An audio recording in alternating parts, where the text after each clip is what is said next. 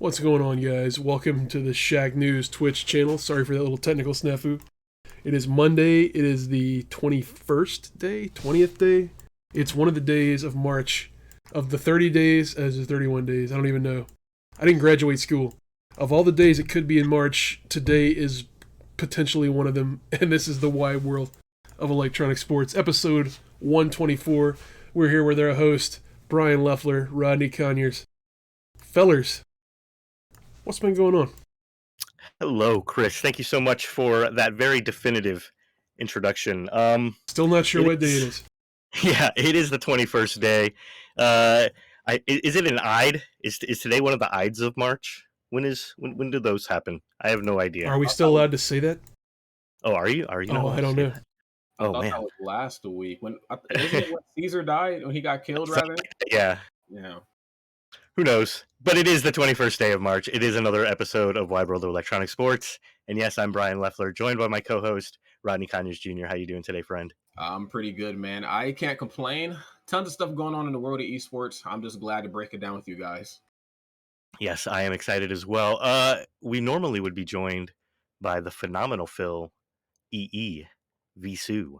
You know him. You love him, but he's not here.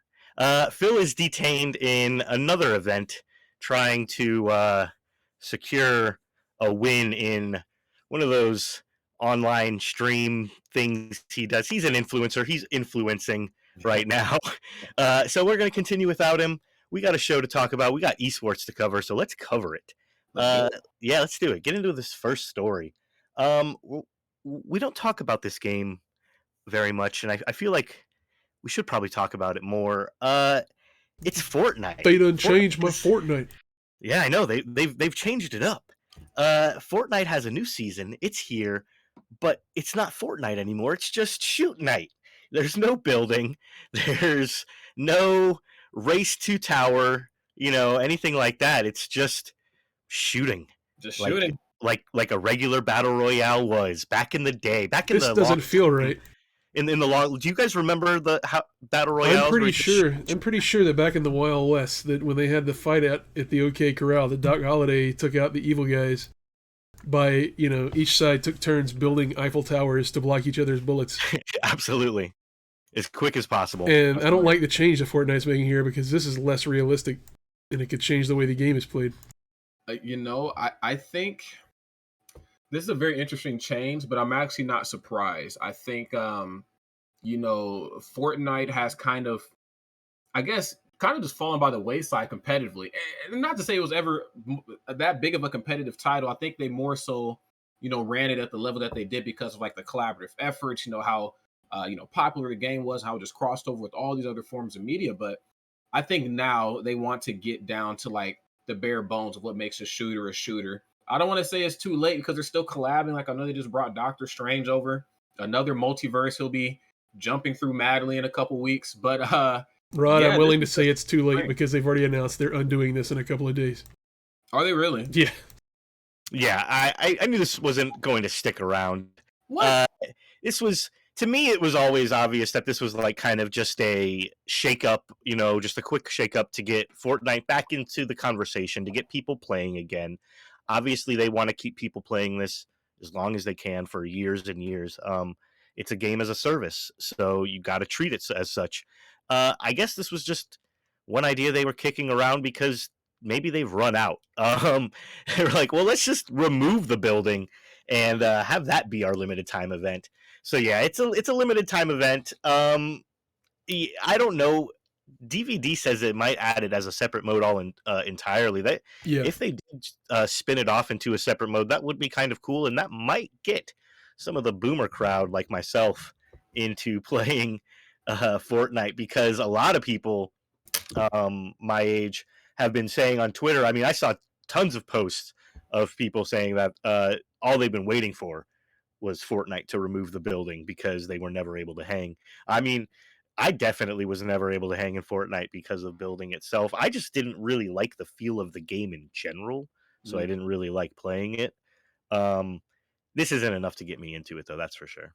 Nah, I kind of like the idea of removing it. Maybe even keeping it as like a separate mode, I think that'd be pretty cool. I don't think they lose anything by doing that, but I think Fortnite is just a team full of people who I guess are thinking with the innovative part of their brand, and they're like, we can't afford to get rid of the building. I would like them to get rid of it. I mean, I watched some people play that thing semi-professional. I'm like, yo, I got a hard enough time shooting people, let alone building, so I can hide from other people. I couldn't do it. I couldn't do it. I don't Maybe know this if the is me having a developers. boomer moment. Sorry for interrupting. I was going to say, I don't know if the developers worry so much about competitive balance with the updates and changes to the game, and whether or not they can figure out the way to get Cartoon Drake to sell cinnamon buns to the players the next week. Yeah, absolutely. Like, this doesn't feel like a game where how the game plays has ever been a primary concern. No, they introduce things that are broken constantly, as far as just completely overpowered. Like when the Thanos Gauntlet came out, Yep. that's just one small example. They'll come out with these updates, and it's always immediately broken and exploited like right away. And then they nerf it after a little bit, or they just outright remove it and make it, a limited time thing, anyways. Because you're right, they're not interested in really. Fortnite was never really a game about balance.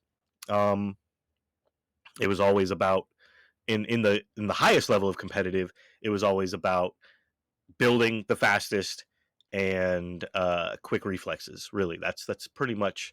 I mean, it has the same skill set that you would need in any type of shooter. Obviously, aim, situational awareness, rotation for your circles and things like that in any type of battle royale.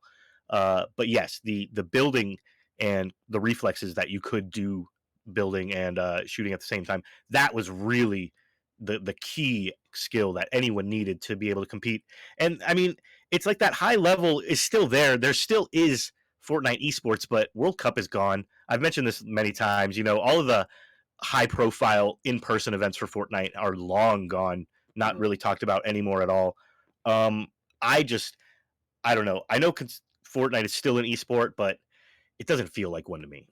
Yeah, I'm with you on that. It feels more like kind of what we get from that Twitch Rivals thing that feels like so much. It just feels more like a fun party thing. And this is coming from a guy who obviously has to work in Smash semi-professionally. It just feels like that. It feels like, it was never supposed to exist at this like high competitive level that it does. It is fun to watch and see it operated that way, but when you really strip it down, it's a fun time game. Yeah. Yeah, we don't get sweaty in Fortnite. That's not what we're supposed to do. Yeah, Rod, like you mentioned earlier, that there's so many people in front of the game with eyes on it that they feel compelled, like, well, we need to do esports because that's what you do once you've got, a certain number of players or whatever. I think they've just realized that that's not really where the money is in a game like Fortnite. People spend their time in Fortnite almost as a lobby itself, like the Fortnite lobby, the creative mode, the private, whatever modes where you can like pull up, stuff that people have created, or just do free play with your friends. I know, like my nieces and nephews, they still do that stuff all the time.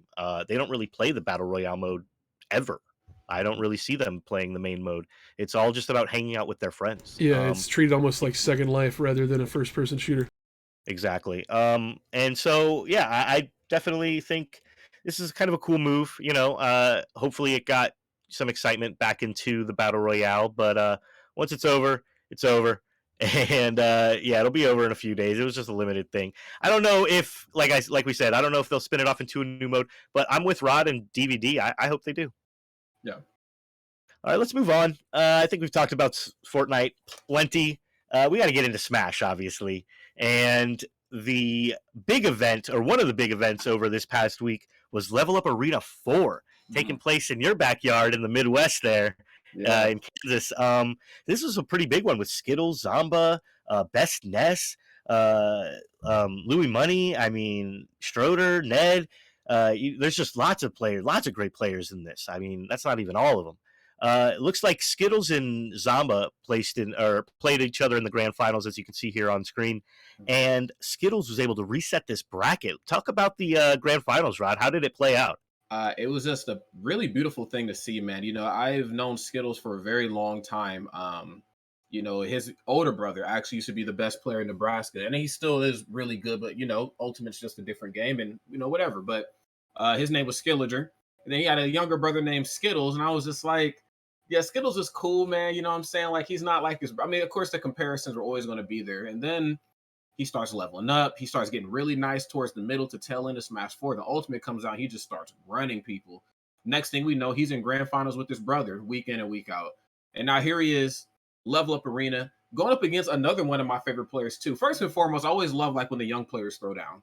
That just lets like the old man in me, or the older man, none of us are really all that old, but the older man in me know that Smash is in good hands. But Zamba, love his work, love his big link, which I believe he did pull out sometime at the end of the second set of grand finals. But I will say this about Skittles. Skittles will do this thing sometimes where like he'll just lean super hard onto one side. Like sometimes he'll be the nicest player in the room and he'll just be whooping everybody's ass and he looks better than MK Leo. And then sometimes he just gets washed. Like there is no in between with him. And he did play Zamba earlier in winners, and Zamba made him look very foolish. I'm just going to call it for what it is. Zamba gave this young man a spanking. But then they met back up in grand finals. Skittles, of course, coming in off the loser side, so he's already hot. Those hands are warmed up. He's been playing a while. Him and Zamba had a pretty close first set. That second set, though, towards the end of it, it was the Skittles show. And you know what? I have to give Zamba his credit. Young Link is a very mentally, I'll use the word mentally taxing character to go up against, especially in the hands of somebody like Skittles. And Zamba pulled out the Rob. The Rob wasn't quite working. He pulled out the Big Link. The Big Link put on a show. It's always nice to see those types of characters in grand finals. But sooner or later, the tier list is going to start talking and start calling the shots. And Young Link is just a better character, quicker, not quite as strong, but more agile. And because of that, he was able to dance circles around Zamba. But it was beautiful, though. And other players from the Midwest came too. Ned, for those who don't know, all the way from Chicago, pulled up. Esam was supposed to come, but he dropped last second. Louis Money, like you mentioned, all the way from NorCal. So I just think the Midwest has needed this. We've always had Combo Breaker. We've had the Big House, two very strong Midwest staples. We don't do the down B monthlies anymore in Minnesota because Jash is now with Panda Global, and he's over, I believe, in MDVA doing his thing. We don't do the Midwest Mayhems anymore. E2C is disbanded.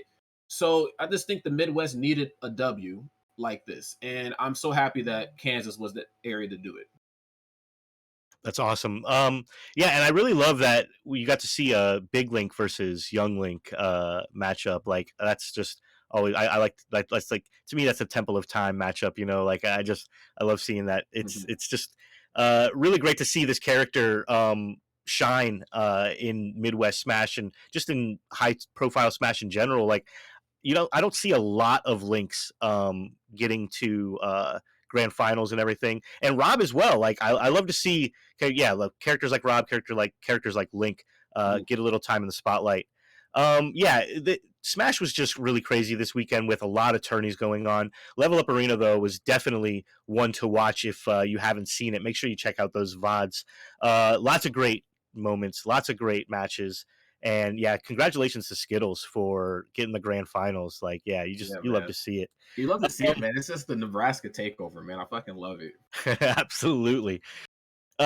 So let's move on to our next little tidbit for Smash news. In a tourney that was the original Smash, all the way back to Smash 64, with I'm not even sure how to pronounce the dude's name. How do you? Oh, Isaiah. Isaiah, okay, yeah. So Isaiah, I've only read it. I haven't heard anyone pronounce it out loud. I definitely read about his time in the Smash scene, but Isaiah was able to get a Smash 64 win in a large tournament this weekend. And just watching original Smash, that was just awesome to see. So we got Yoshi versus Falcon over here, and just the Yoshi play was really great. I'm still hyped to see Smash 64. I still think it's a great game to play and watch. Yeah, it really is. I feel like it's almost an unsung hero game. I used to have a really negative opinion on it. I'm gonna hold myself accountable.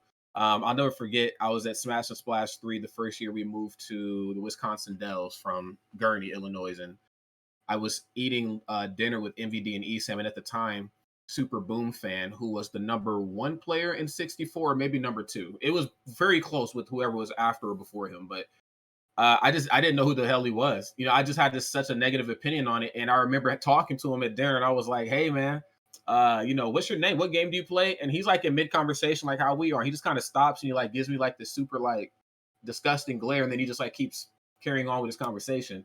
And I was like, "Damn, that was weird." Then Esam takes me off to the side and he says, "Yeah, man, that's the number one player in 64." And I'm like, "Dude, I hate 64." And he insisted that I go back and watch because, like, the combo potential and just, what I'm saying, the lore and the lineage, all that type of shit that Smash loves so damn much is deeply rooted in 64. And I went back and watched, and he was right. I love what the game is. I love what it brings. I love that players like, Isaiah can still consistently, compete in this current state of meta. Because when we look at Melee, a couple years ago, I believe Ken played against Bobby Scar. And Bobby Scar, despite Ken being, the king of Smash, Bobby Scar was kind of whooping on him a little bit. So it just goes to show that there are different eras. And the fact that he can take, I don't even know how many years it's been since he's played this game competitively, and then jump back in the way he did, I just think really says a lot. And I mean, this is also the same guy who I believe won a tournament going Link, who is historically one of the worst characters in Smash history, Smash 64 Link, and he did it. So he's a monster. No, yeah, congrats to him as well. Yeah, this is just an awesome tournament to see. I personally love Smash 64 since that's the game that I fell in love with Smash Brothers. But yeah, like I was saying, a lot of great tournaments. CT GamerCon mentioned in chat, another big tournament happening over in Connecticut where Light actually was able to bring a grand finals win home, and Skurzo able to bring home a win in Melee. So yeah, just tons and tons of awesome Smash going on this weekend. You love to see it, all in-person events. Yeah, I mean, Smash is back for sure. Like, it's just 2022 is going to be a huge year, obviously, for Smash Brothers. With the Smash World Tour announcements, and hopefully, the Panda Global and Nintendo news will come out for whatever circuit they're doing. But not to mention just all the other majors that are coming up soon. Like, yeah, it's going to be great. Make sure you stay tuned here for all of that excellent Smash news. But I think we've had it for Smash Brothers today. Let's move on. Let's move on. But first, of course, if you want to see all that Smash news, let's just mention real quick that you got to be following right here on Shacknews Twitch. Make sure you hit the follow button. Make sure you hit the notification bell. That way you get notified whenever we go live, because we're going live all the time. We got all kinds of excellent programming and shows going on. In fact, we got a brand new show with Rodney. Rodney, what's your new show about? Man, we got a couple programs. It's almost like a part 1 and a part 2. So the first one that we do is called Retail. Well, they're both called Retail Therapy, but we do a Wednesday episode, and we really dive deep into everybody's collecting habits and hobbies. So, like, I know this last one we just did Pokemon cards, which is something that myself and Blake and Greg really sync up on really well.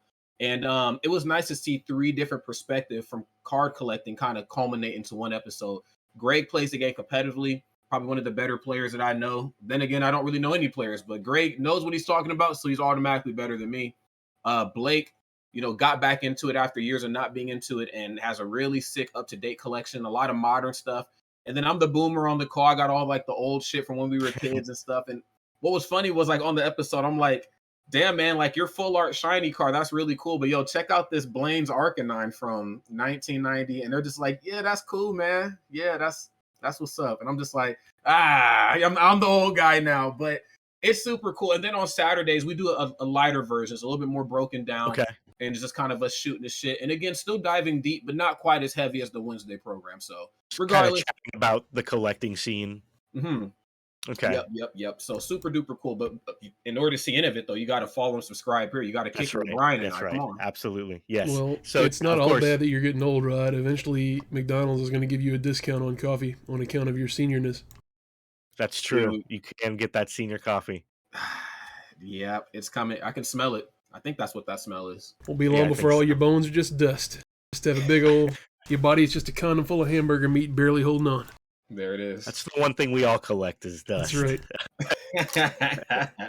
All right, now that morbid dark humor is out of the way, make sure if you miss any of this stuff going live here on Shacknews Twitch that you should be subscribed to, as Rodney mentioned. If you have an Amazon Prime account, you get that Prime Gaming, and you can get us those Prime Gaming subs for free. But yeah, if you miss any of this stuff on Twitch, you can always check it out over on YouTube. We're exporting VODs of all of our new shows. We're exporting VODs of previous shows. And, of course, we have thousands of hours of exclusive YouTube content that you just cannot see anywhere else. All kinds of reviews and previews, trailers, developer interviews. It's all there. video forms of our features from the website.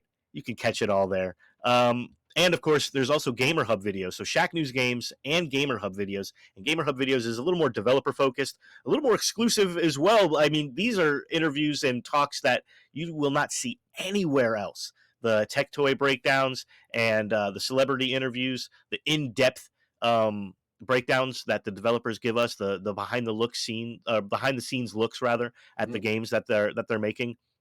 This kind of stuff on Gamer Hub, if you're into that sort of stuff, you will not see that kind of stuff anywhere else. It's really excellent. Make sure you go and check it out. And if you like what you see, you can talk about it on your social media platforms like Twitter and Instagram and Facebook, because we're all over there too. We're at Shack News on Facebook and Twitter. We're at Shack News Media on Instagram. And you can go give DVD a shout out. He's holding it down over there. He's the one keeping everybody engaged, doing an excellent job. You can give him a quote, tweet, a retweet, a follow, all that good stuff. Make sure you check out our Twitter account and give it a follow. We are bringing you the cutting edge of technology, as you can see there. And if you want to get involved in the most cutting edge of technology, well, then there's nothing more cutting edge than Shack Pets. Shack Pets is the brand newest app. It is a social media platform of our own creation that you can find for absolutely free on the iOS App Store and Google Play Store. It's the ultimate battle for cuteness. It's a great way to spend some time on your phone. You can scroll through the latest feed of pet pics. You can upload pictures of your own pet pics. You can then challenge other pet pics with your pet pics and fight for supreme dominance in pet pic cuteness. It's a lot of fun, and it's just great to see. We're passing all kinds of milestones, like 1,000 uploads to the app already, 1,000 pet pics to scroll through and challenge. I mean, that's just incredible and great to see. Love all the engagement coming from the community. We're getting people signing up for the app who don't even know what Shack News is. They have no idea that we're a gaming website or anything like that, just because Shack Pets is for everybody. It spans all cultures and all types of hobbies. And, you know, I mean, everybody likes cute animals. Everybody's got a smartphone. Everybody will have fun using Shack Pets, that's for sure. Make sure you go and check it out. It's absolutely free. And of course, head over to shacknews.com. That's where it all comes from. That's the mother site. That's where we've been holding it down for over 26 years, or 25 years, almost 26 now, bringing you the latest and greatest in gaming and technology news. We are bringing guides, like if you need to know how to do certain things in Elden Ring, or what even certain like concepts are in Elden Ring, because a lot of stuff is super obtuse in those kinds of games. We got you covered. We have all kinds of guides for Destiny 2, plus all of our reviews and previews and regular content. Go check it out over at shacknews.com. And we also have our own subscription service with Shack News Mercury. That's where you can really do it for Shack News for as little as $1 a month. I mean, super affordable, the cheapest subscription you could ever find, right there at shacknews.com. And it gets you a lot of cool perks for the website too, like a nice little chatty emblem, so everybody in the chatty knows that you're doing it for Shack News. Gets you access to David Craddock's long reads in a portable format like EPUB or PDF or whatever you want to put on your e-reader or compatible device. You can take, I mean, anything, any tablet, phone, whatever. You can take those long reads. You can read them anywhere you like without an internet connection, and they're excellent deep dives into the greatest stories in gaming.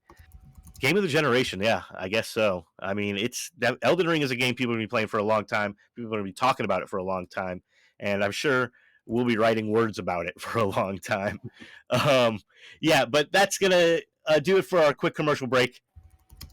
Not so quick, maybe, but we still got more esports to talk about. Let's talk about. I think we have our heartwarming story and our regular esports story kind of like flip-flopped right now, but I'm just going to go with it. So yeah, this is a pretty heartwarming one, a pretty just a wholesome moment for esports and for the fighting game community.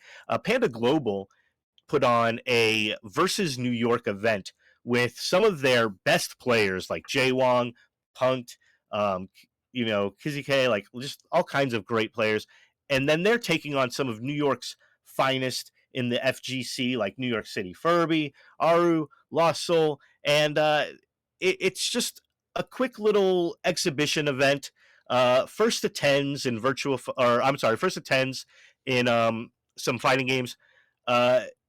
And the most important part, though, was that it was for City Harvest, which is a food co-op in New York City, basically feeding the hungry, and providing excellent top tier matches in fighting games at the same time.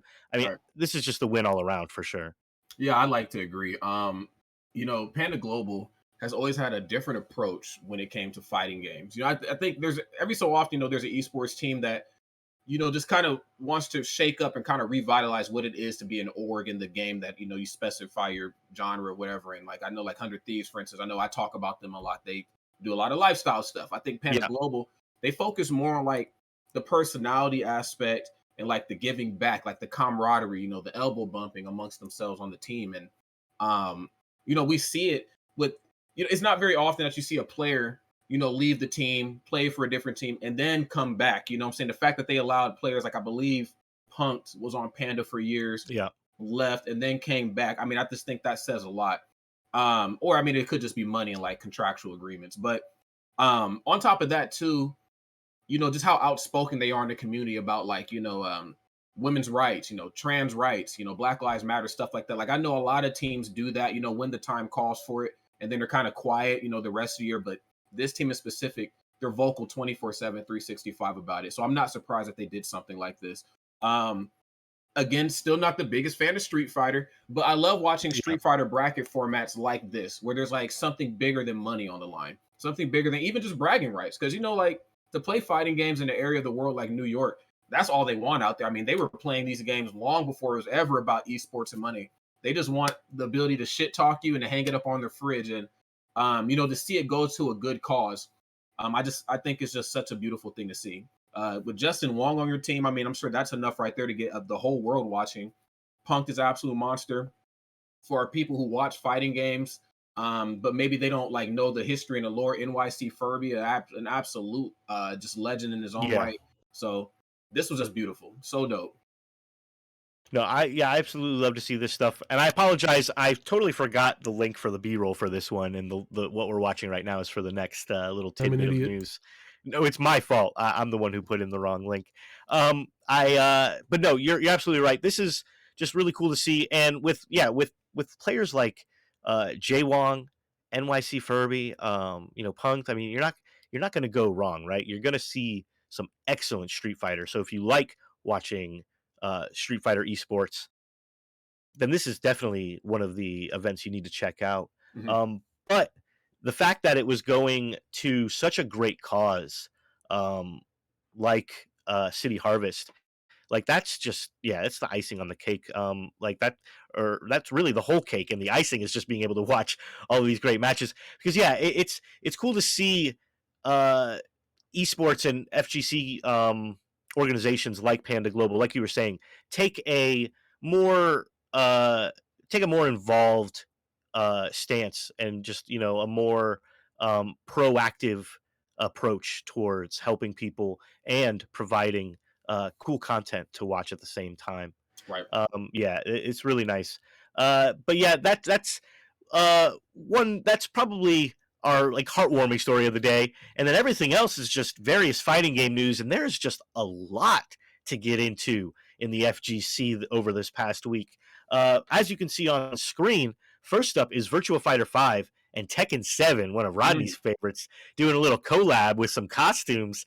What do you think, Rodney? Are you excited to get some Virtua Fighter in your Tekken? Well, okay, so I used to have a lot of like really like toxic fighting game takes. Like, 10, 15 years ago, it was either one or the other. There wasn't like I play Street Fighter, but also love Mortal Kombat and blah, blah, blah. It was like, nah, dude, it's Street Fighter and then fuck the other side. But I've come around to Virtua Fighter a lot more. And I think we ran it actually here on the Stimulus games a few times too. Love it. Obviously, I don't love it as much as Tekken. I love the storyline to Tekken and just, all the cool stuff that Harada has done. But I think a collab like this was long overdue. I'm actually more surprised that we got Street Fighter cross Tekken, and then we also had the ill-fated Tekken Cross Street Fighter that never happened because of the flood all those years ago over there. I'm surprised we got that. But the first game also kind of flopped. Which one? The first game, yeah, Tekken or Street Fighter Cross Tekken, I believe. Yeah, it just did not do well. No, it didn't. You know, I don't want to play Steve Fox in a 2D setting. I have combos and stuff in my head where I need to be 3D. But I think something like Virtua Fighter is a little bit, more cut from the same cloth. And of course, just canonically, historically, they had, the rivalry, which game is better. Both games are in the 3D era. A lot of original Tekken was developed by people who left AM2, which was Sega's arcade developer, or one of Sega's arcade developer. Their most prominent, obviously. It was. Champion is here, boys. Your champion is here. Did you win? Apparently. I won. Can we turn the Can we talk about it, Phil? It sounds like you didn't run a camera during this contest you won. I did go on camera. It was incredible. I won. I won for you. I won for the boys, for the squad. Yeah. Congratulations. What did you win? What were you playing? So I won Mizkif show OTK Schooled, and I won a trophy and a trip to the finals for $50,000. Winner of the finals gets $50,000. Oh shit! Wow. Yep. What were you playing? It was just like it was school level questions that got harder. So Kindergarten, first grade, second grade, yeah, and went all the way to 10th. You beat T-Pain? So you're smarter than a 10th grader, is what you're saying. Pretty much. T-Pain beat himself. That man was so off the Henny. Oh Lord, man. Well, I've also heard him spell Wisconsin as Wisconsin, so I feel like you already had an edge going into this. I'm not gonna pretend like I'm not happy about this one. But we did it, man. So you were on stream with T-Pain? Yeah. T-Pain, Corpse Husband, Mizkif, all of them. Nice. That's right. Yo, champion. I didn't mean to come interrupt. My bad. No, it's fine. It's absolutely fine. My bad. I just wanted to really win that. So my bad, guys. No, it's absolutely great. Glad you won. Congratulations again. Yeah. I mean, I guess electronic trivia is an esport in its own right. I mean, maybe. So it counts. We're counting it. I would say it's got some merit. So because just based off of that alone, I'm gonna take this shit and run with it. Let's go, man. Yo, I'm fucking excited for you. Let's go. Thank you, my friends. Let me wrap up and see if I can make it back. Give me a bit. All right. Yeah, sure. Well, as you've heard, the breaking news, if you missed it, was that EE not only was able to pop in, but also won the event that he was in on Mizkif's event, beating the likes of T-Pain in grade school questions. Congratulations. Let's get back to Tekken and Virtua Fighter, though, however. But yes, so Tekken was originally developed by some people who left the development team of Virtua Fighter. So there is already some crossover in its blood from the very beginning. Yeah, a lot of titles that are popular today, too. Like a lot of people don't even know, like, Elden Ring, there's crossover between that and Dark Souls, Demon Souls, Bloodborne. Of course, yeah. What's another? Devil May Cry and Bayonetta. I remember one of my young students, they were like, man, Mr. Rodney, I love Bayonetta. You ever played? When he said that, I was already like, what you doing playing Bayonetta, man? Like, your parents know you got that game, but he's like, I also like Devil May Cry. It's like, they feel like the same game, but I could be tripping. And I'm like, you know what? It's time to sit down. Gather around, children. Uncle Boomer Rod has something to tell you guys. But yeah, you're right though, Brian. You can certainly see it in its DNA. You can feel it. And I feel like it's just a crossover long overdue. I'm glad that it's just costumes. Let's start slow. Let's wine and dine the fan base, and then you know what? Hear me out. No Tekken Tag 3. Give me a Virtua Fighter Cross Tekken. I don't care whose side it has to be, like whose platform, whatever. Just give it to me. I feel like Tekken Cross Virtua Fighter would, like, if it was based in the Tekken engine, but still had Virtua Fighter characters and movesets. I feel like that would sell better than the Virtua Fighter engine with Tekken characters and their movesets in it. Traditionally, Tekken has sold more than Virtua Fighter. Its esports scene has been bigger, has garnered larger events, larger pots, larger player pools. So yeah, I think a Tekken Cross Virtua Fighter, if somehow years down the road, if this, costume thing explodes and snowballs into that, that could be really cool. Yeah, I am so here for it, man. Yeah, and hopefully we can run it on the stimulus games. I want to get a W under my belt too, like Phil. All the times we did Tekken, Blake and Asif made sure not to invite me for that. I Oh was yeah. like, yo, I love Brawlhalla, love Virtual Fighter, love, Tetris, all of those awesome titles. But can you invite me for Tekken? Invite me for Tekken. I'm getting the W. I'm getting the W, Brian. And yes, Denny does mention that they threw in a lot of Virtua Fighter characters in Dead or Alive, and yeah, that worked really well. Yeah, again, a lot of kind of shared DNA there, a lot of like almost cousins of you could call those two franchises. Let's go on to our next tidbit of some fighting game news, though, and that's some Arc Systems Work news. They have, of course, a couple of big games. Guilty Gear Strive is obviously one of the biggest. Their newest game that's been released Guilty Gear Strive is getting crossplay soon between Steam and PlayStation 4. I mean, that's pretty big and definitely really good news for anyone who likes to play Guilty Gear Strive online on either of those platforms, because it obviously just increases your player pool that much more. This is exciting because now Arc System Works has to pay attention to the computer one. Yeah, exactly. What do you think about this crossplay news, Rod? I think it's amazing. We are just living in a crossover era. I mean, let's just call it for what it is, whether it's films and cinema, you know what I'm saying? You see it in Marvel, Flash is now running to the Michael Keaton Batman universe. We see it in Fortnite. That showed up in the Avengers. I mean, everybody just wants to do everything with everybody else now. And I'm here for it. Because this type of stuff was, barbershop talk, rumors, years and years ago. They'll never do this. This will never happen. They'll never increase their player base, the right way and get more people in on the fun. Let's keep everything separate. We know it, friends. We don't have to keep shit separate anymore, okay? This is huge. Steam, of course, is not going anywhere anytime soon. And, of course, a lot of titles on there are shared between other systems. I think for fighting games, this just needs to be the status quo. It needs to be. We need to have the ability to play with more people, especially in an era where overnight, Brian, dude, they could shut down the world again, and now we're back to online tournaments. Well, imagine shutting down the world and having an online tournament, and 75% of my players play on this system, the other 25 play on that one, and they can't even figure out a way to cross over. Come on, y'all. What are we doing? Absolutely. No, I think if you have the tech, if you have the ability to make a fighting game cross-platform, that is just going to be a huge benefit to anyone who's into these types of games. Because obviously, if you're trying to get into, say you're itching to play a new fighting game, right? And you're like, I really want to pick up a new fighting game. I could go Street Fighter 6, or I could wait for Street Fighter 6, or I could get I could get the old Street Fighter 5. I could, try out some Mortal Kombat or whatever.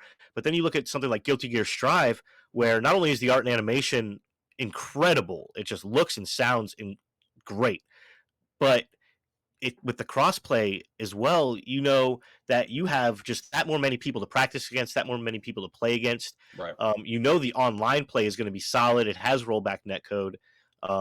It's just, it's a no-brainer for a lot of people who just wanting to get into either a new fighting game or want to dip their toes into the anime fighter style of game, without getting into something super obscure or technical, even though Guilty Gear obviously has a lot of technical stuff going on under the hood. I feel like they did a really good job of making this game, this Guilty Gear, the most appealing and most accessible one yet. And adding crossplay is just another way to increase that accessibility. Yeah, it's just one of those get with it or get lost type of things. Fighting game players, we have very few asks. Obviously, polish your game up, make it look like the way it's supposed to. Have things correct at launch. We don't want everything to feel like DLC, but we also don't want the game to feel bare bones either. The net code thing, that's a big one. And then, of course, crossplay. What's the point if we can't play with people we want to play with? What the hell is the point? No, I absolutely agree. If Street Fighter 6, Capcom should take a note and make, if Street Fighter 6 has crossplay, then that would absolutely be huge. I think we have 5 has had it since day one. In here. think we got a folding chair coming in from the crowd, rushing down. Is he here? Is he? Could it be? Is he? Maybe. I don't know. Pops in, pops out.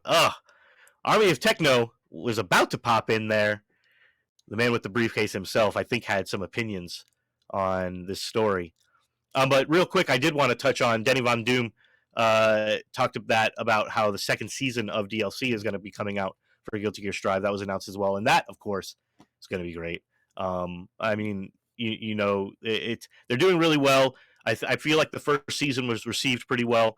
So yeah, just more content for Guilty Gear Strive, and this crossplay announcement is just going to do really well in keeping it in not only in the conversation, but keeping it appearing at tournaments like Evo and CEO. Just the majors. Yeah, no doubt about that.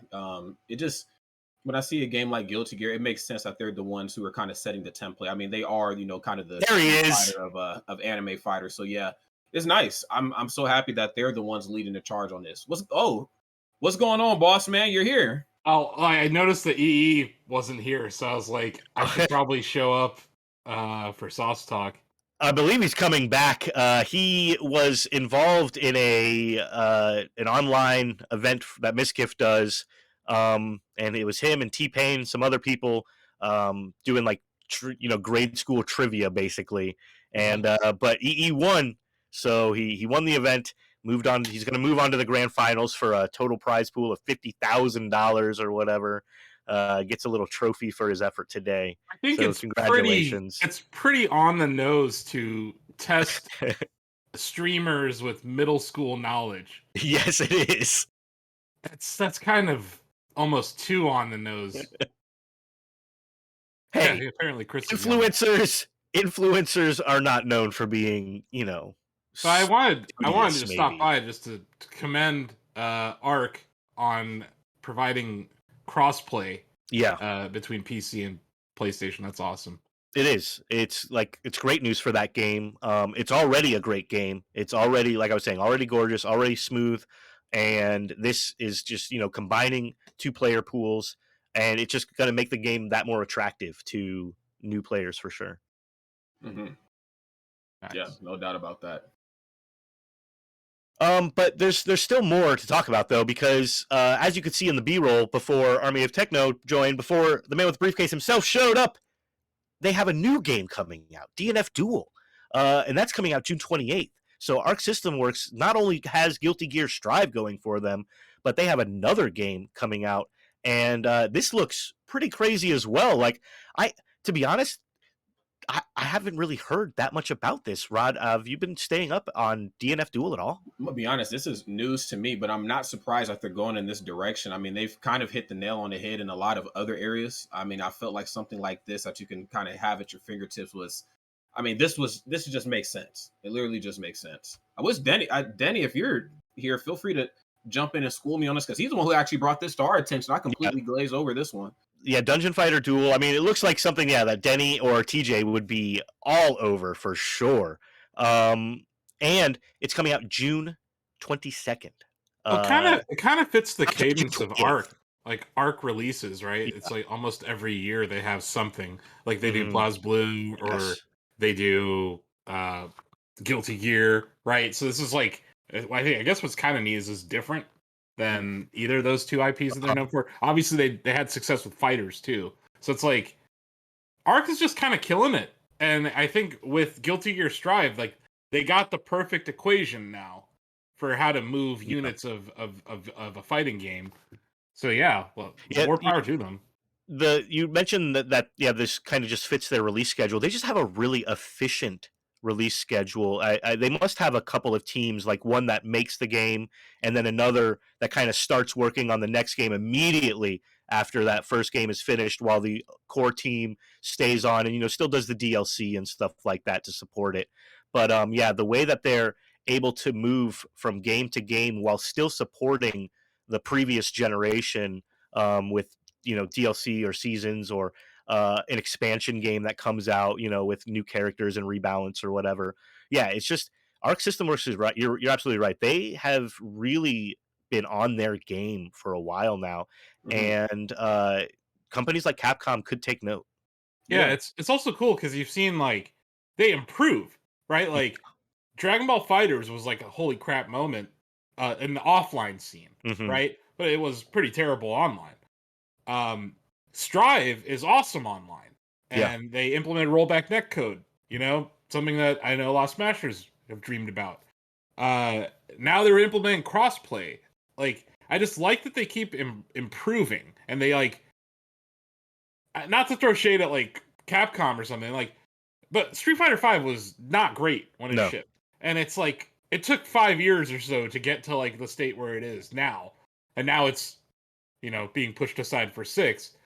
I feel like Arc has just been slowly getting better over time, and that's just cool to see. And it shows when you go to Evo, and you see like they get prime time slots at Evo because their games are fun to watch. Yeah, they have a competitive scene, and yeah, like they're not going to embarrass Evo like Smash Netcode would. That's a good point, and I feel really bad for Blaze Blue. I know we touched on that just quite briefly, but you know, I think that Blaze Blue and Eunice were 2 other really strong, you know, anime fighters that didn't quite get the love and recognition that they deserve. Not because the games were bad. I mean, phenomenal games. My roommates played the shit out of them and still are. Just you know, the pandemic, I feel like really screwed them. You know, they didn't get that chance to really run it at Evo, because I would have loved to see you know, Eunice in that top 8, you know, Sunday spot, which I'm sure it would have got with how popular it was. But it's nice to see a company like this just keep churning out hits after hits after hits, and just setting the industry standard on how you should treat your fighting game community. Give us the crossplay, give us good DLC, like I mentioned earlier. You know, make sure that the game doesn't feel too bare at launch. Like, make it still feel full while also letting people know DLC is around the corner. And I also feel like too, a lot of these games are pretty easy to pick up. Now, I'm not saying like you can pick them up and be like Sonic Fox overnight, but I still feel like, you know, when I'm watching a game at its top level, the gap between myself and the player is not so big to where I feel like I can't be in their spot one day doing what I want to do. So big shout out to the team. So cool. Yeah. That new game that's coming soon. Yeah, June that's not going to be at Evo though. They did mention it's going to be part of the like Arc has their own world tour now, I guess. So yeah, Arc is doing a World Tour 2022, so that'll be Guilty Gear and this new game. That ain't happening, Denny. I'm not doing that. Asif is not touching that Steam Deck. I have to. I touch it. I have to move it sometimes when I'm cleaning my table off or something. But gotcha. I'm good. But also in the fighting game scene is a Japanese fighting game publisher roundtable happening later today. So that's going to be have, you know, all the big companies, Namco, Capcom, Sega, Arc System Works, Nintendo, you know, others. That is obviously going to bring us some news that we'll be talking about next week as well. But I'm hoping that maybe Arc System Works could give like a panel during this roundtable, and everybody else can take notes and ask questions, and maybe do like a little Q&A or something. I don't know. You guys saw that. Maybe they'll also offer refunds. Yeah, I mean, like, I know that obviously some of their older games had issues on PC, Chris. Like Strive. You're referring to. Yeah. Well, you know, it takes time. They eventually made it work better, I think. But I haven't played it on PC, so I can't speak to it. This company, though, who the hell did Sony just acquire today? Jade Raymond's company. Jade Raymond's company. Like, it just seems like Arc is going to get acquired. You think so? By someone. It just seems like either Sony will... Given that Sony owns Evo now, and PlayStation is largely viewed... And Rod, like, I know Switch is its own universe, but PlayStation is largely viewed as, like, the FGC console. It just seems like, why not add to the portfolio with something like Arc? I'm not sure how big Arc is, but Sony's pretty freaking huge, and they just made another acquisition. It just seems like this is the year that companies like Arc are getting gobbled up, so it wouldn't surprise me to see that happen. Well, the question is, who's the bigger weeb, Jim Ryan or Phil Spencer? That's how we figure out who buys them. I don't know if I would ever call Phil Spencer a weeb. Well, there's levels. Like, there's a spectrum. Everyone's on it. I'm on it. I'm on the spectrum. So your love of King of the Hill, it shows up somewhere on the weeb scale? Everybody exists, no matter if you like King of the Hill or not. Got it. Yeah, well, I mean, but yeah, you're not wrong. I think, Sony, of course, they're making a lot of proper plays. And I think more than anything, they're starting to see the future in fighting games. Not to say that they didn't see it before. I mean, this is the same company that made Street Fighter. I believe 5 was the first one that they made Sony exclusive, while Xbox kept Killer Instinct, which I thought was like, that's not proving anything to anybody. I'm sorry, guys. But, I thought that was really cool. And it looks like they're just taking that type of, mentality, that type of thought process, and they're just running with it and cashing it out at the bank, man. I mean, honestly, not to harp on the past. I know we touched on this already. It will kind of suck to not see Smash, and whether it be Ultimate or Melee at Evo. But however, as somebody who knows the fighting game TOs pretty well, I don't know I didn't know the Evo team as well as I obviously do now with Rick in charge. But this is a TO's dream. You want your events to be partnered with these companies to be acquired by bigger organizations, corporations. That way, it makes your job easier. You don't have to hire commentators. You don't have to worry about paying certain people. The companies will just literally step in and do it on this platform you built. So if nothing else, despite a couple titles that aren't there that I wish were there, I will say that this is a good future for the fighting game community. This is super sick. Mm-hmm. Yeah, now Chris, your point in chat that you want games to get the funding they need to make a good experience, but it is scary to see everything turn into just an oligopoly of publishers that's maybe only 5 deep. I agree with that point, but I just think there are synergies between Sony and Arc, and Denny pointed out in chat, Strive is a PS5 or PlayStation exclusive. I shouldn't say 5; it's 4 and 5, right? Mm-hmm. But yeah, and we saw that with Street Fighter 5 too. So Sony has made that investment already. We don't know, no one ever really discloses how much they get paid to be a PlayStation exclusive. It might also have to do with rev share or something, but it's similar to the deal Nintendo makes to have Bayonetta 3 is going to be a Switch only game. Is that correct, I believe? Yeah. It's if you pay for the development, you get to have the windfall. So these are pseudo second party titles already, so it wouldn't surprise me to see Sony just put a ring on it. I think Capcom got to the point where it's probably too big for that to happen, but I still think Arc is ripe. Oh yeah, Arc is pretty ripe. I mean, I just did a little digging. Their last reported revenue was only 680 million yen, which is just north of $5.5 million. So if they're making $5.5 million a year, someone could come and offer them twice that. We've been joined by the Twitch Spelling Bee champion. That. If they're only making $5 million a year, that's not good. Spelling Bee, that shit was hard. Was it? It was pretty tough because it starts out with kindergarten and again progressively goes up the grades. So by the time we ended, we were 10th grade. It's been a while since any of us been in 10th grade. You know what I'm saying? I was in it for years. That shit was tough, boys. I'm not gonna lie to you. You won, right? I did. Is there a belt, a trophy? What do you get? Trophy's on the way, and I get to compete for $50,000 in the next round. Ooh, is that $50,000 for your pocket? Yeah.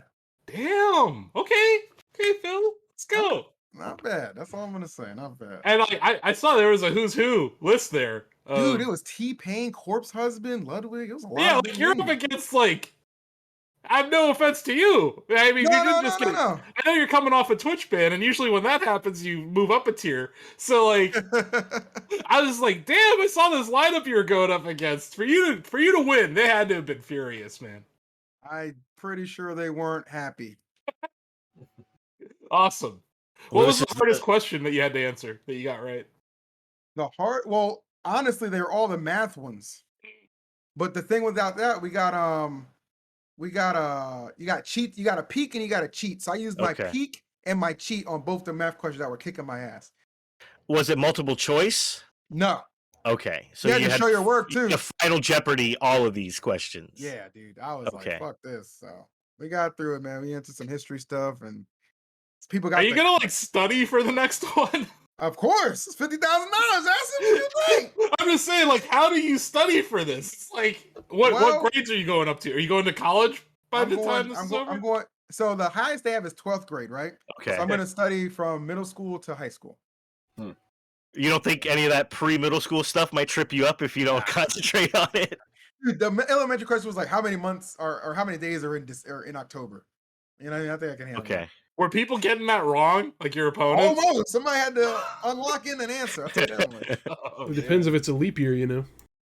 Does. That's That's not a true. variable. I agree. Well, with Shout out to my February. boy Philly. It does not Shout out to apply my to boy October at all. Philly. Phil, you win $50,000 when we getting on that private jet. Can we talk about it? I'm gonna take the whole Shaq crew, baby. We out, baby. Yeah, yeah, that's like one flight. Yeah, we We might going be to- able to get from like Cincinnati to Detroit with We're going to 50,000. Swenson's. telling That's you, where we're Rod. going. We're going to Swenson's. I need to try it. Hell yeah. That's one flight, Rod. So you got to drive to EE if you're going to take that flight with us. We might have to move Rodfest to Swenson's. Yeah, we might have to. Is that Swenson? You answered that 10th grade question, but you failed the 12th grade fuel cost calculation on the private jet. Yeah, That's why you train, though, for next week. Yeah, private jets, man. Whew. Expensive. Good Lord. Well, Good day, damn. my friend. I'm proud of you, man. It's a Yeah. Brother. Oh, good yeah. day to be black. Oh, free.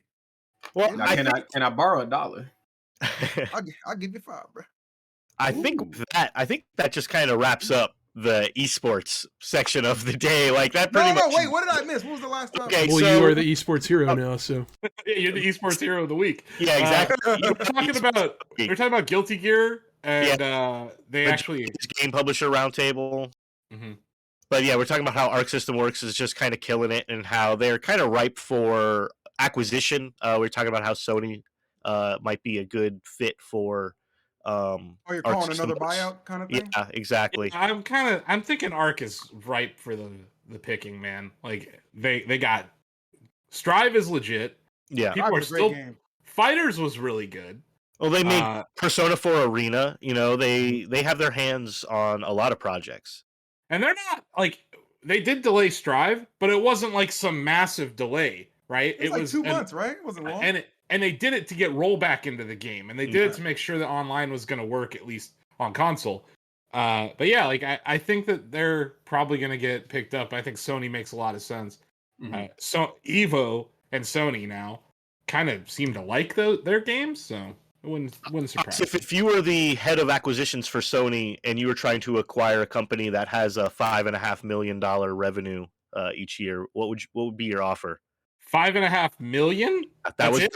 Yeah, that's it. That's what their revenue was last year. It has to be higher. They sold more copies of Strive on Steam. They would make more than that. Are you saying Arc only had 5.5? No way. 680 million yen. That's Which It's it? a lot of yen. That's only $5.5 million, though. Wait, are you serious? Yeah. Arc System Works revenue. This sounds like Hollywood accounting. This is what Google has to say. Huh. That seems weird to me. That seems remarkably low. Costs a lot. Maybe they pay their developers well. No, but that's Well, not revenue is different earnings, than profit. That's just That's revenue. That's sales. okay. That's Does seem really insanely low. low. Yeah. I don't know, 15 mil? Yeah. And you think they would Sony poops that out in like a weekend selling Horizon, you know? Like that adds to my point, I guess, but these numbers seem ridiculously low. They moved 4.5 million units just the Steam version. I have a hard time believing they don't make 5 million revenue from that. Yeah.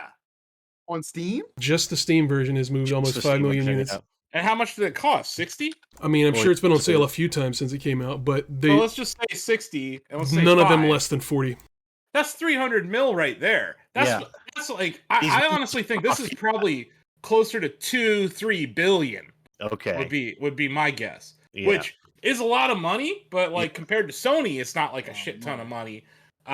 Compared to like hell, that Activision deal, that's not that crazy. So I think you have to look at it in the realm that we're in right now, where companies are getting gobbled up. Arc for a couple billion is not that crazy. No. But that number, I got the same number when I Googled that shit. Yeah, I think there's got to be something off with the reporting. well, the problem is Arc is not publicly traded, Yeah. so they don't have to disclose their performance of anything. So you have to do what Chris just did: go back, look at the Steam charts, go back, look at MPD data, and then you can kind of reverse engineer their numbers. Obviously, if you're the acquirer, you're going to do your due diligence. They'll give you that information.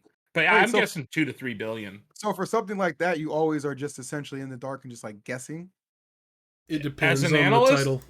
Yeah, like if they don't disclose it, right? You have to just kind of like take educated guesses. Yeah, and that's what NPD does a really good job at. They will track retail, as opposed to talk to publishers. So they're like, this is how many sold through, right? So that's why MPD data, it's usually just about physical though. So that's the problem in 2022. So much revenue comes from eShop and Steam and stuff. And Sony and Microsoft will never give individual game numbers off those. Never. Before the European privacy laws changed, you used to could use Steam API data to get within margin of error on the number of copies sold on any Steam game, although it's not as accurate now as all customer accounts are shielded from public access by default. So used to they would just scrape everybody, they would look at the achievements on Steam, they would scrape every public user account and they'd say, well, this person has an achievement unlocked on this game so we can mark them as owning it. And they would kind of extrapolate the data that way. But now that that's all private info, they still do it, but only on the people that make their accounts willingly public, so it's kind of more of a guesstimate. But yeah, Brian, I'm seeing a $6 million stat, multiple different sources. I don't, there's no way. That can't be right. Anyway, that's why covering finance and games journalism has been so great for us, because our colleagues do a terrible job at it. You mean there's someone we can listen to that's not Michael Pachter? Yeah, there's. Don't get me started on that guy. We can tell you firsthand about how listen to that guy. Industry analysts just make shit up. That's another story for another about day. accurate for you. I'm sorry, man. You just triggered me with that. That guy, he predicted GameStop was going to miss on revenue, beat on earnings. This was Thursday. He said that. They beat on revenue and they missed by 300% on earnings. So it's you couldn't be more wrong. He also said to short Netflix when they pivoted to streaming. That should end your career right there. But no, I bet he has great cocaine or something. But no, $6 million, that can't be right. Pachter ain't sniffing no. I'm gonna definitely call Arc System Works and ask them, hey, straight up, how much money are you making? Hey, just refute this, because there's no way in hell they made $6 million last year. Think about how hard it is to go on CNBC at 7 o'clock in the morning unless you've got good cocaine. That's true. Imagine they just gave you a straight answer, too. You just break open the meta. Let's not say something crazy here, Phil. No, I'm just saying, you never know. Arc they might not get those kinds of questions. Oh my God, someone actually wants to analyze us. Yeah. No. Well, it sounds creepy when you say it like that. Yeah, no, right? But yet, Michael Pachter, gotta listen to him. Well, how about we analyze what we analyze best? And of course, I'm talking about the world of sauces and condiments. That's why I came here today. Okay. Well, did you bring a topic? Oh, we have topics. We have a few. I filled out Rod was editing the Google Doc, and I was editing it underneath him, and I was like, sorry, Rod. Yeah, I was typing, and then my phone started typing a bunch of weird shit because we're typing in the same sentence, and it's just I think Asif is in here. Yeah, I was doing some work for you. But yes, I brought several Sauce Talk leads today. And I'm the one who dropped that Isaiah tweet in there. Oh yeah, that was great. I love seeing. Come on, man. See yeah. That dude, low-key GOAT right there. To just kind of slide in and win a tournament. How old is he? He's my age. Yeah. That's not old. How old are you? 41, Rod. That's old as fuck. Especially in the esports world. Old enough to have played Smash 64 as not a child. Yeah, back when being a Kirby main wasn't something to be ashamed of. Yeah. I remember those days. You saw Gleaming the Cube in a theater. I don't think I did. Oh, well, it was actually possible. I could have. I don't think I did. It happened in another multiverse. I got to get into the Sauce Talk because this first topic is just ridiculous. We're not burying the lead here. We're bringing out we're pulling out all the stops. We're bringing the best topic first. It's the Arby's the Arby's deep fried turkey pillow. It looks like a head crab. It looks like a head crab from Half-Life. It also looks like those Kirby pillows that you shove your head in. So, if you're ever at your desk and you just want to take a nap, but you're like, I'd rather have a rotisserie chicken on my head or turkey. This is what this thing is. It just reminds me of that scene from Scary Movie 2 where he's in there and he's doing this thing with the turkey at the table. That's what this hat reminds me of. My birthday was last month, but I mean, just this. Anyone wants to get it for me? I'm totally down with this product. I also should bring up a bit of trivia here. This will be the third time we've covered this on Wild World of Electronic Sports. It is? We first covered it back in Thanksgiving of 2020 when they first made this YouTube video, and then I remember we brought it up again when they had the, we were talking about the Fruity Pebbles sneakers several weeks back. Okay. So it says not available in stores. It's So out this of is- stock. Actually, It's you been can out of buy it online. Occasionally they have a few come back in, and then they show up on StockX for hundreds of So dollars. this is harder to find than a PS5 right now? Yes. God damn. There are less of these than PS5s. Are there scalpers for losing this? her shit over this? That's the real question. I got some. Have you been close to a fresh deep fried turkey? You'd understand. I guess I still got a lot to learn about. I mean, deep fried turkey, man. That's an art form. We There's do them at also a Thanksgiving series- here year after year, and if someone cooks one from outside and they walk in the door with it, all of a sudden everybody that was in the house, no matter what they're doing, they all start turning towards the kitchen like meerkats, and they all just kind of chase it like the Pied Piper leading the snakes along. Yeah, be careful when you do it. Yeah, don't drop a frozen one in hot oil. No. I wouldn't be That'll blow caught dead up. wearing this thing. Wait, can't There's that no actually way. like set a house on fire? I think I seen like on last Thanksgiving. I think I remember seeing Yes, like. you could. Yeah. Yeah, you could set your entire kitchen Oh, on yeah. fire if you did it Yeah. inside, or your deck on fire if you did it outside. I've seen a lot of people set a lot of fires. I've seen turkeys go, like Chris said, frozen turkeys go into hot oil, get shot up into the air. Yeah, dangerous stuff there. But yeah, this lady seems pretty happy with this pillow. So this is now the third time that we've covered this. I don't care. We can keep covering it for all I care. Next time I see it on my feed, it's coming back in the sauce It was definitely the first one for me, so I. Yeah, this must have been like back when I was hosting the show or something. But I was also probably mind altered at the time, so who knows. Anyway, if you guys want to get me a present, this deep fried turkey pillow. Well, it's out Oh, of stock, and even if it was in stock, it says it doesn't ship until after 11/26. So I have to feel like this was. Yeah, this like, was only on sale for like 2 weeks in 2020. Oh man, so yeah, this is definitely going to be. But Well, StockX is your friend. folks at Arby's, please bring it back, please. I could use it. I wonder if glasses fit underneath it. Well, how about something you actually can get today? Okay. What do you think, Brian? Hit me, Something Chris. little white, What little you- white, soft and creamy. Oh yeah. I mean, Uh-oh. everyone watching, this is a PSA. Dairy Queen is giving free ice cream cones away today. Free ice cream cone. This is a public service announcement. Is this legit Free today? ice cream cone at Dairy Queen today is Their ice cream machine works. National Free Ice Cream Day. Exactly. This is legit as the first 2 or 3 books of the Bible, man. It is today, March 21st. That's right, James. That's right. James and all the gyms in chat. Go out there and get yourself some free ice cream today. Hold on a minute. Hold on now. Wait a minute. Hold What on. ice cream? Hold on, Asu. Why they gotta be gyms? Hold on now. Okay, don't be jealous. It's not a gym. I'll start case by case telling you if you're a gym or not. There you go. Gotta rattle them off one by one. Still in love, not a gym. It's like Maury Povich, but it's just, are you a gym or not? Speaking of, didn't he just get Sounds like a show. he got his show canceled? He did? Yeah, they Yes. took him out, man, after 3 decades or whatever. What happened? I have to know what it was that finally took him down. I don't know, but Possibly now when you What get was sick, the line that he crossed? when you get sick and you got to stay home from school, now you got to watch something else. You can't watch Mario anymore. I hate to say, but unless they got reruns.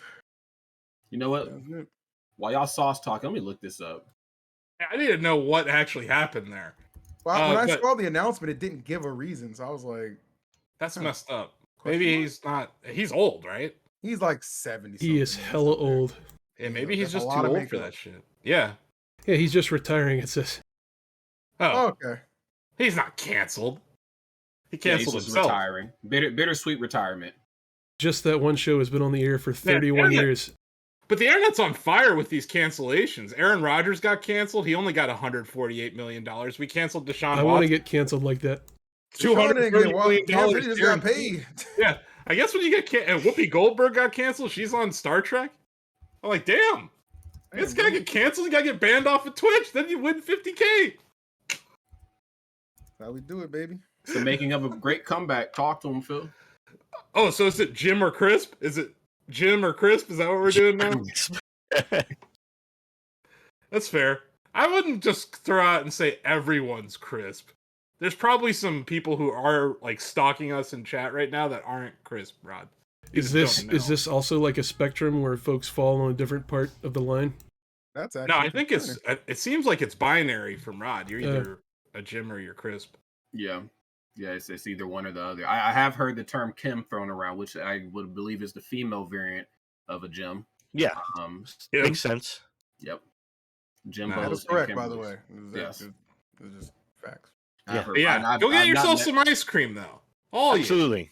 Go to Dairy Queen, get yourself some ice cream. I'm sure the line isn't long at all on free ice cream day. Even if it is.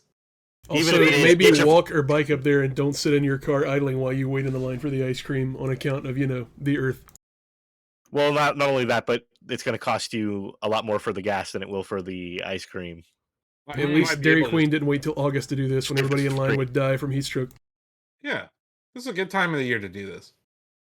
It's actually a nice day too here. I don't know about where you guys are, but it's Cali. It's always a nice day. Yeah, I know. SoCal, it's lovely. It's cost of living. So first day of spring, free ice cream. I mean, yeah, why not? True. Nice to get some ice cream before my allergies start whooping my ass again, because that is just around the corner. Yep. But yeah, do you want to hit us with the next story? It's kind of a story. I just thought it was something I should bring your attention to. The Noodle Bot. Let's show the people the Noodle Bot. This is important. This is important footage. I was like, this is footage that needs to be on Wide World. This is footage that is worthy of our technical director, that's for sure. Especially, given like a lot of post Smash tournament meals are ramen, right?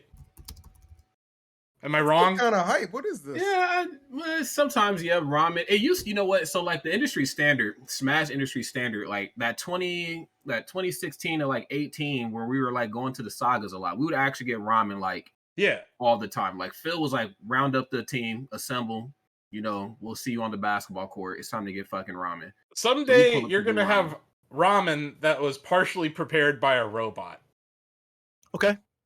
I'm seeing this video now for the first time, and it makes all the sense in the world to me, and I am honestly shocked that they demoed this in public without dressing these robots up like Gundams first. You dress up one of these like a Gundam, you put them on a street selling noodles, that's $50,000 a night. Yeah, you can take my money. I think, I also have a lot of like personal relationships with the people at these ramen spots, so like when I ask them for like the Rod special or like, give me extra whatever in my tongue. Rod special. You know what I'm saying? Wait, like, you're asking people to give you the Rod special? It's supposed to go the other way, Rod. Well, that's a story for another day. That's a story for Black News. Damn. But for that's Black. Let's give another new show. D. Yeah, that's Black with the apostrophe D in it. But anyway, I've when I want like the extra stuff on the side, I'm like, how am I supposed to talk to the goddamn T1000 and to get them to do it? How is this gonna work? How am I supposed to get my freebies, Asif? I want my freebies at the ramen spot. I don't negotiate with robots. Can we talk about it? That's fair. Like you're right in pointing out that you're not going to have the same relationship with your local ramen shop that you did before. But if this is really just more for separating noodles, this is going to guarantee that you don't get the wrong noodle. True. Right? So I think that's pretty important here. Also, it's just like, I don't know. I'm glad that there's robot technology being built specifically for this task. Like, do you see their hands? They look like sporks. Like, can you imagine just having one of these robots? Like, what on earth could these things do? And like, is it using computer vision? Is it a neural network? Is it getting better at doing this over time? There's just so many questions. This is the first time I've ever seen a robot used that wasn't to hurt other humans or to do wiener stuff. So this is pretty exciting. That's what I'm saying. Like, it's actually a food robot, right? Like, there's those delivery robots now, and it's like I think some cities are using them. Yeah. They're autonomous vehicles and stuff. But like, this is gonna shake up the whole service industry. Like, I feel like 10 years from now, we're gonna be like, hey, remember when we were looking at a noodle bot? And now every restaurant has like 4 variants of the noodle bot. Like, there's the one that pours your drink. There's the one that clears the table. There's the one that takes your order. Like, absolutely. You better save that hat because I'm just afraid they're of not like going what to have happens. many people at McDonald's 10 years. Yeah, I have a question. Rod, go ahead first. I was just gonna say, I'm just a little curious what happens during D-Day or Judgment Day when these robots become self-aware, and now we're the noodles, and they start flinging noodles. Yeah, imagine that Benihana just fires all their employees and gets these robots to dice up this Japanese food when you go there, and you're like, for extra fun, because these are robots, they'll ask you to stick your hand out on the grill while they do the part from Aliens where Bishop runs the knife between the fingers, except for this robot is eventually going to be tired of your bullshit, and he's going to think you're a gym, and then your hand is gone. You said think. You imply that they have. Oh, they're going to think. If they're working at Benihana, they have to be able to think a little bit. I don't know, man. You can't just make that sweet fried rice and cut up that shrimp and do the shrimp tail and make the Pac-Man with no. That's got to be a thinker. Only a thinker and a lover could do that. No, I think a lot of these concerns, Chris and Rod's, I think it falls on the programmer, Rod. The creator of these robots can put in fail-safes to prevent a Skynet situation. Now, why do we always default to Skynet being the thing? Like, if this thing is programmed to just sort noodles, yeah, maybe it's character recognition or whatever computer vision it's using could be tricked. But long run, that's like a patch or something. Like I don't. You could also just turn them off, right? I mean, I suppose. I just can't help but to wonder. I was in Walmart the other day, and like there were nobody ringing. There was like 50 just self checkouts, and then one of the stores has like a robot that goes up and down the aisles now, and it can like scan shit for you and all this and that. And I'm like, yo, is this where it starts? I mean, this is definitely the way it's going. This is I'm a little. See, you're concerned about a robot uprising. I'm concerned about, like, I don't know, 50% of Americans being unemployed. Because these robots are going to fire everyone.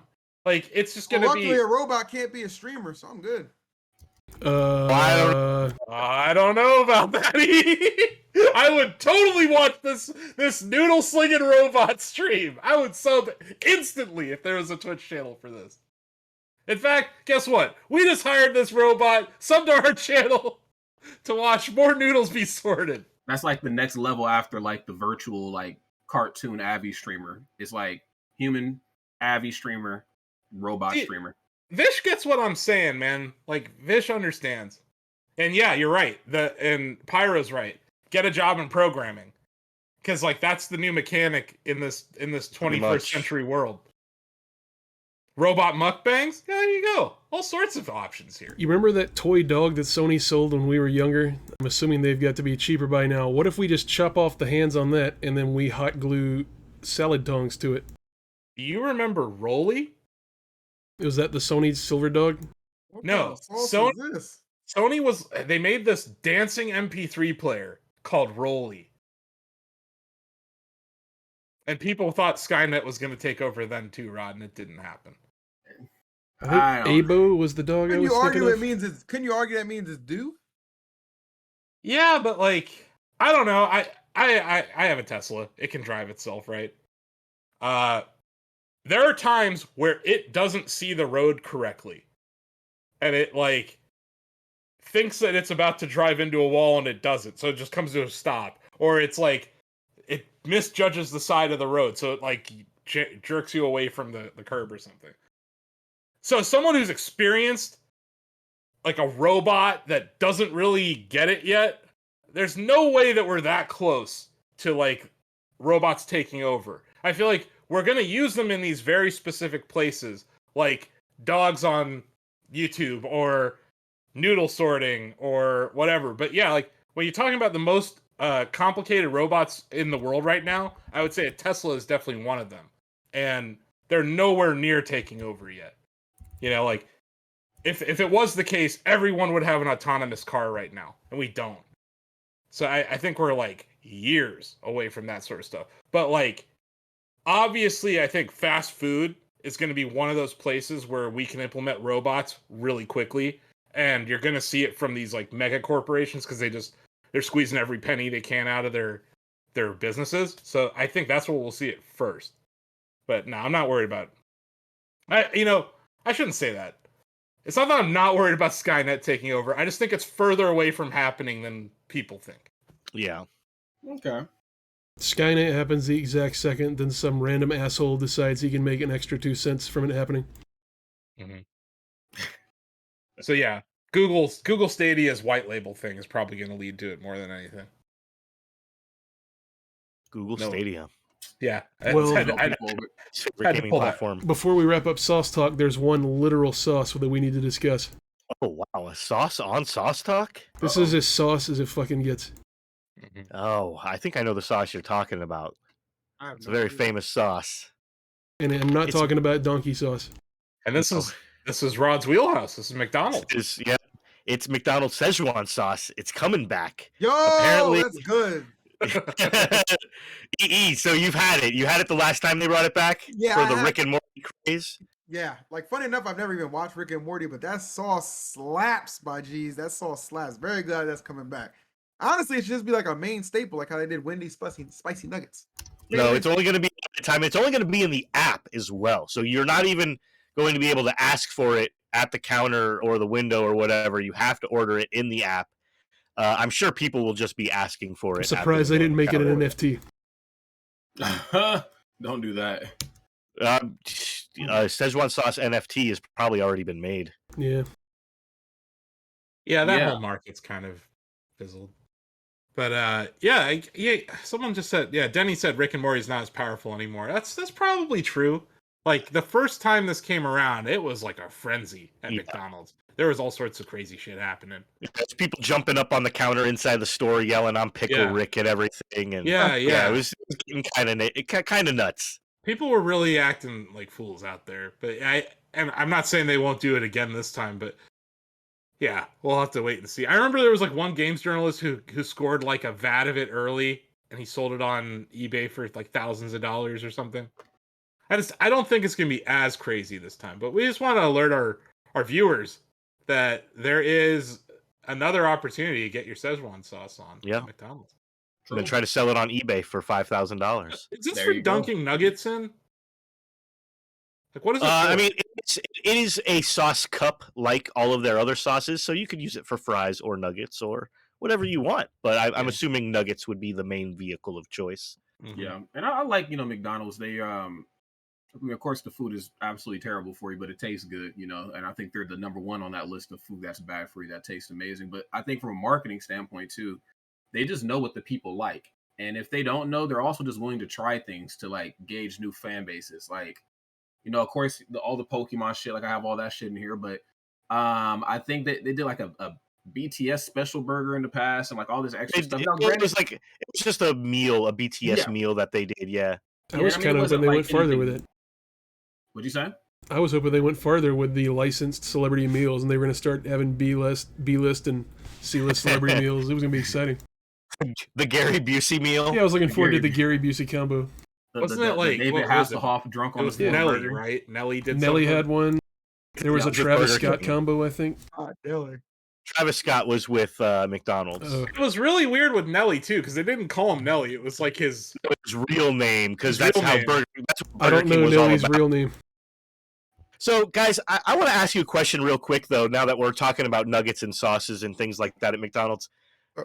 I come across this pretty often. People who order nuggets with no sauce. What do you think about that? It happens very often. We can't trust those people. Maybe they brought their pets with them in the car. That's to me, it's weird.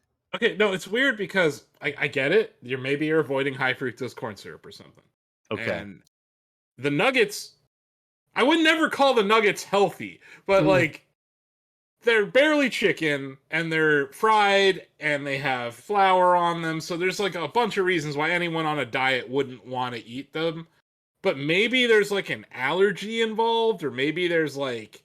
They have that Panda Express orange sauce at the house in the fridge. Yeah, maybe they have the Panda Express orange sauce sitting at home. And they're just going to pour it all over it when they get home. That's a good reason, but I don't know. That is bizarre to me. I wouldn't say I wouldn't trust them, but I would definitely inquire why. I had a roommate had a bulldog that he loved McDonald's, but every time we went to get him food, we always had to get him 5-piece nug or 6-piece nug with no sauce. obviously, because he wasn't good at getting the nugs in the sauce before he ate the wrapper and everything. Following up, Nelly's full name is Cornell Haynes Jr. And the burger was my called... name too. What the heck, Cornell? Cornell Haynes Jr. Burger was what it was called at Burger King. Yeah. I mean, wait till you find out Future's real name. His real name is Nevadius. So I mean, it's yeah. I know, right? Nevadius is Future's real name. Nevadius Wilburn, I'm pretty sure is what it is. I mean, isn't Tom Cruise's real name like Honky Wigglebottom or something stupid like that? Not Honky. I doubt it. It's close. Only Xenu knows. Yeah, I have to agree with Davis though. Like, if you're not getting sauce with your nuggets, I instantly am. I'm definitely questioning you. I'm questioning it for sure. I don't know if I would go so far as to say I don't trust you, but it's suspect. It is very suspect. Yeah, because if you're gonna try to eat healthy, you shouldn't be at McDonald's in the first place. So like that's the fallacy there. That the person would decide to do that. Aeons Ahead says they eat their nugs raw.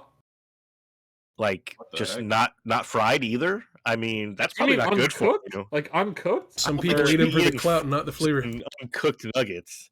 I don't think you should eat anything from McDonald's. Uncooked. What's the most amount of nuggets you've eaten? The McDonald's McNuggets have you eaten in one sitting? 12. Probably whatever. I've had like at least 30. Are. At least 30. Yeah, somewhere. I'm closer to EE's number. Yeah, because you remember like they used to do those 50-piece for like $10. Yeah, they had that for a while. That was dangerous. I've ordered those before, but never got more than like 20 in before I was just like, I don't like what my body and mouth is doing here. After a while, it becomes a chore to get through the box. That's a lot of nuggets with no sauce. 20 nuggets and no sauce at all? I don't know. I feel like the sauce is part of the experience. The nuggets are there to bring the sauce to you. Wait, Rod, are there spicy chicken nuggets at McDonald's? There used to be. There used to be. But I was talking about the ones at Wendy's. But the ones at McDonald's were pretty good too. I did think that Wendy's had the slight edge on them. But just overall nuggets, like I mean, McDonald's is just cash king. I agree with you, Chris. The sweet and sour at Wendy's is legit. Yeah, I like it more than the sweet and sour at McDonald's.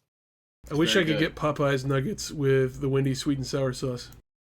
I mean, you could. Technically, you can. Yeah, but it's funny, man. Like, I don't eat McDonald's, but when I'm in Japan, it's like some sort of like mecca to Americans. You're like, I can actually I can order food here. Have you had Japanese McDonald's before, yes, Asif? It's better. Is it like really good or like just that much? Still fast food, but they don't allow beef imports from America, and like they're very pro-Japan farms when it comes to like sourcing there. Like the chicken you're getting is probably treated better. The meat's definitely better. They have some really weird sandwiches on their menu. But to say the menu itself has a lot of like exclusive stuff you just will never get over here. That's for sure. The logistics behind wholesale importing a foreign menu probably don't make sense either. No, especially because if you're going to be a chain the size of McDonald's in Japan, you're going to need locally sourced stuff. Mm-hmm. Yeah. McDonald's themselves tries to source most of their stuff from the state that your store is in or whatever. So yeah, they're definitely about making sure the produce doesn't have to go that far. But that McRib pork comes from Guatemala. 1 cent a pound. On a pallet. They floated over on a raft. It might be. I don't know. A nugget itself is only like 8 cents for the company. McDonald's has to hire guys to go shoot the seagulls off of it once it arrives somewhere in the Gulf. Yeah. No, I've definitely had nuggets over in Japan. They're slightly better than the ones over here, but they're like similar enough most of the time when you're eating. Like there's obviously chefs that probably travel the world trying to keep things as close as possible. They definitely do that. So wait, are we getting nuggets at Rodfest? Is that the plan? Yeah. I want to get the ones from Australia though specifically. Those nuggets were really good. And I like the fries in Sweden too. Those are pretty damn legit.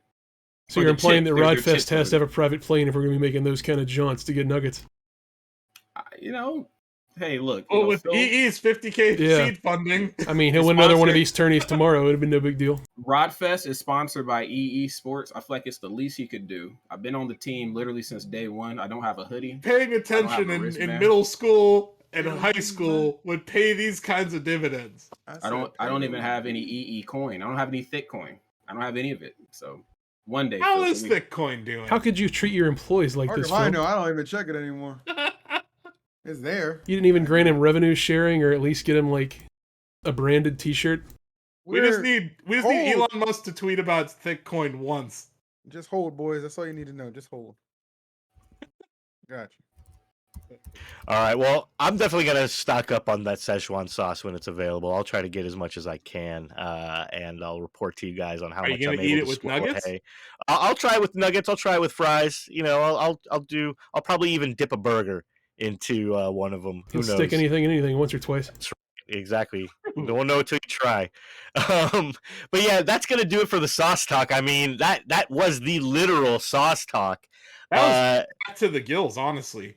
We had robots, we had free stuff, free ice cream. McDonald's can't beat free ice cream. Some other story I can't remember. the turkey pillow. The meat hats. What is it with me? How am I like? It goes in one ear out the other. Like apparently I reported on this in 2020. It's been a tough couple of years, you know. It really has, especially for brains. Like 2022 will be better. Oh, wait a second, it's World War III. It's always something, you know. Yeah.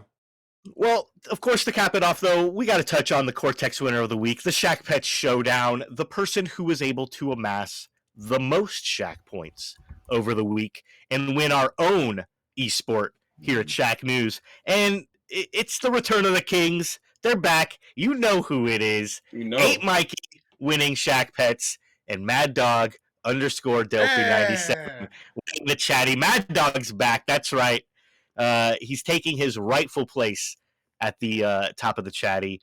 But 8 Mikey, though, just killing it again with another 500,000 something, almost 500,000 points. 412,642 points. Yeah, 65 of which were articles. So thanks, 8 Mikey, for actually reading.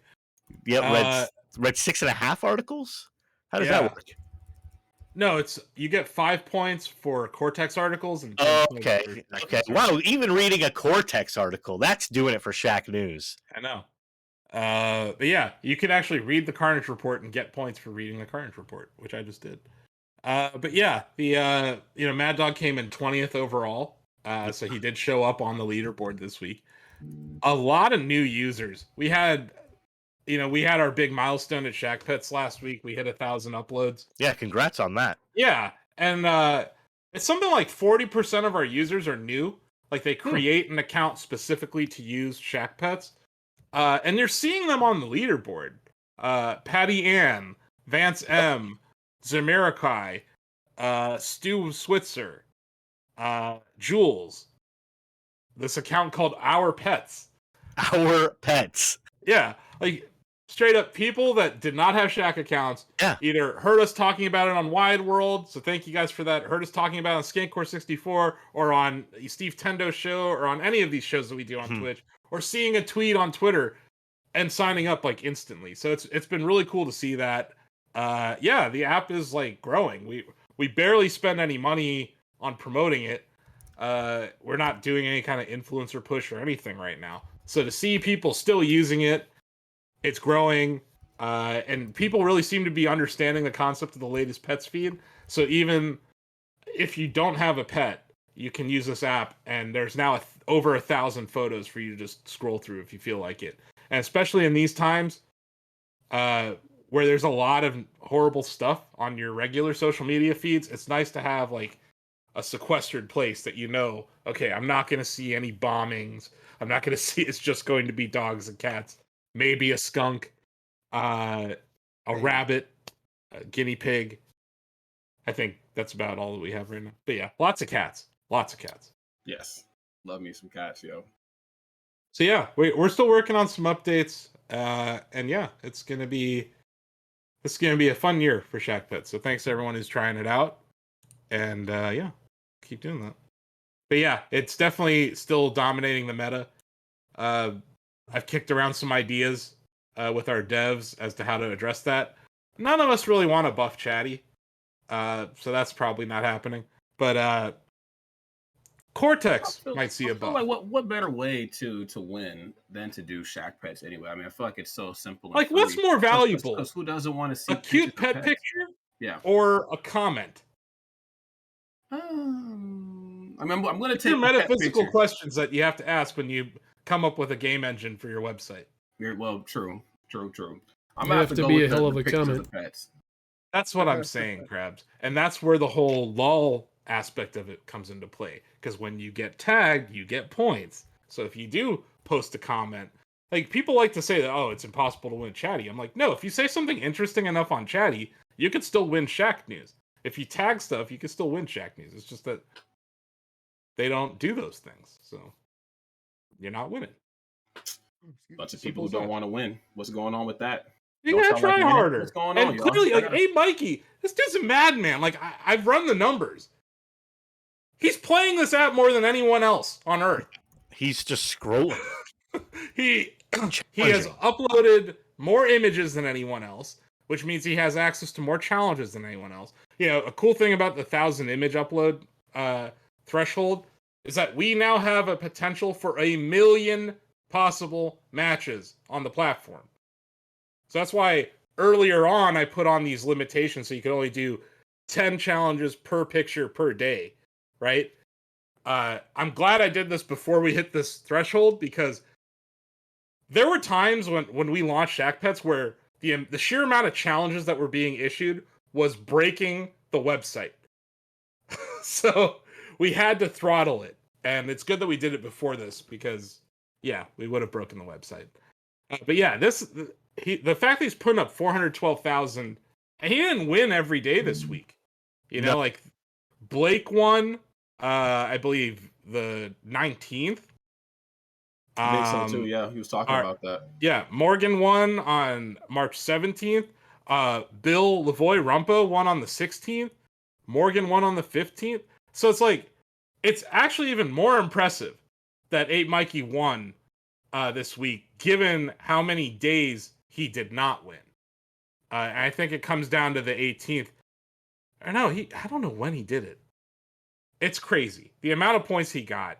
I guess it's a slow and steady sort of thing, but it's one of those things where usually you have to use Shack Pets 2 days in a row to have that kind of success. So just very interesting to watch the meta continue to shift. And a lot of our staff members are fighting over whose pet is the cutest. Also, Lola just hit win number 8,000. Oh, snap. Well, I mean, that's, hey, that's boss. That's the CEO of Shacknews. That is the CEO of Shack Pets right there. Yeah. Creative director on Shack Pets, I believe was Gotcha. the title. But yeah. There's definitely, people are still using it, so get in there. Create a Shacknews account. Any of you who actually like to write or promote content, we have the whole Cortex platform that's just sitting there waiting for you to post cool things. It's also a free image uploading service if you like to do stuff like that. Absolutely. Who's got time for that? Yeah. Free image uploads, free platform to host your own content with the domain authority of shacknews.com behind it. And we also have other cool stuff like Shacknews Reader, where you can keep all of your favorite RSS feeds and YouTube channels. I actually used Reader today. Asif uses Reader all the time. No. I used it today because I stepped in as EIC for the day because Blake and Bill were both off. So I was like, where can I go where I could just see all the gaming news in one place? And my Shacknews Reader was the place for it. Not only all the gaming news, but all the most recent gaming news. Yeah, it's chronological order based on RSS feeds. You can upload YouTube channels to it. So if you just want to follow like Mark Rebier's channel, you can do that. I think Megaran's on there already. But yeah, it's it's actually probably it's one of my favorite features we've added to the site that no one uses. But it's a hidden gem for sure. But it's all waiting for you over at shacknews.com. I think it's going to wrap up the show, though. So make sure you follow us here on shacknews.com, or on Shacknews Twitch, rather. Make sure you hit the notification bell to get notified whenever we go live. If you have an Amazon Prime account, you can kick us those free Prime gaming subs every single month. You get one every month. You can kick them our way. give us those $5. We'll take those Bezos bucks. We'll take them, and we'll use them to keep bringing you all of these awesome shows throughout the week, like more Wide World of Esports, more Steve Tendo that's coming up next in about 45 minutes. Stay tuned for Steve Tendo. He's playing Hollow Knight for the first time ever, a masterpiece game, just one of the best games of the previous generation. I absolutely love it. I played it, beat it, got like close to 100%, but it's a tough one, man. It's It's not really previous gen, is it? Like, it's previous gen from Xbox and Sony, but it's on Switch. It's on PC. That's true. And it looks like if you fire that up, that thing looks like a present day game. It's a gorgeous game. It's one of the, like I said, it's to me, it's one of the best games ever made. I absolutely love it. But yeah, watch Steve play it and watch him beat these very brutal Hollow Knight bosses for the first time. Oh, he's pretty good at playing video games. He's actually beaten Briefcase level 8. That's true. I have not. No, you haven't. No. Maybe I will. Maybe one day. We'll see. Steve is the real one, though. But yes, make sure you're notified when you can watch all of these awesome shows. Like I was saying, Steve Tendo, Pop Goes the Culture, Shack Air with Jan. We have our new show. What is it called? Retail Therapy. Retail Therapy. Therapy. That's right. Yeah. That's once a month. But yeah, they just did 2 episodes. One on Saturday, one on Wednesday. They're both the VODs should be up on YouTube if you missed them. They are on YouTube, yes. And they focused on Pokemon trading card game for both of them. But I think Blake did a little bit of Genshin Impact unboxing too at the end. Some stuff like that too. He did. Yeah, he got a package in the mail and they decided to hook him up and he opened it. It was actually a really sweet package. I mean, I've not played Genshin Impact because that game costs money to play and I'm poor, but I was like, it's Blake, free. It's free, but there is a lot of pay to. Yeah. Did Blake get a waifu pillow in his Genshin Impact? He got a couple package. He got a couple figurines of a waifu. Oh, wow. Yeah. In their they were like chibi waifus. Yeah, so I don't know if it still counts, but it's, I guess, and she was eating like a bunch of various foods and stuff. It was really cute. If you guys get a chance, you head on over to the YouTube channel, like they said, and check it out. It's a lot of fun. Absolutely. Shit. Over at Shacknews Games, make sure you subscribe to that channel and Gamer Hub videos to make sure you see all of our latest pre-recorded or exported Twitch content. And trust me, there is a lot of excellent stuff over there, like the latest episodes of Retail Therapy.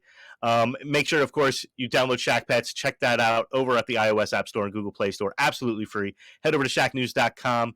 5 stars on App Store, Brian. 5 stars. Wow. Not bad for our first app. Absolutely. 5-star rated Shack Pets on the iOS App Store. That's saying something. Well, yeah, make sure you check that out. And then head over to shacknews.com and give us a shout on the chatty and tell us how much you're enjoying Shack Pets, or upload your Shack Pets pictures and challenge us on the chatty. I think we have a pet picture thread on Sundays, or we used to anyways, but Shack Pets has pretty much taken over that whole thing. It used to be Sundays are for pets. Now every day is for pets. Every day is for pets. That's right. I think that's going to do it. I am Bryan Lefler. And wait, we're not going to talk about Quake Pro League? Should we talk about Quake League? I think we're going to finish up. I think we're going to wrap up instead. I kid. I know. But nobody wants to talk about Quake Pro League. We could sneak in some Overwatch League real quick. If you guys where are the Overwatch League? If you even try, I'll stop the stream button right now. I'll cut us off early if you even try. Right. Okay, for Shack News, I have been Bryan Lefler, and this has been the 124th episode of Wide World of Esports. Thank you to our technical director, Chris Gerard, for bringing us all of the best B-roll and keeping us on topic and moving along the show. Thank you to Rodney Conyers Jr. for your excellent co-hosting today. Thank you to Phil Visu for managing to pop in at the end of the show and bring in the win. Esports hero. Bringing the win there. That's right.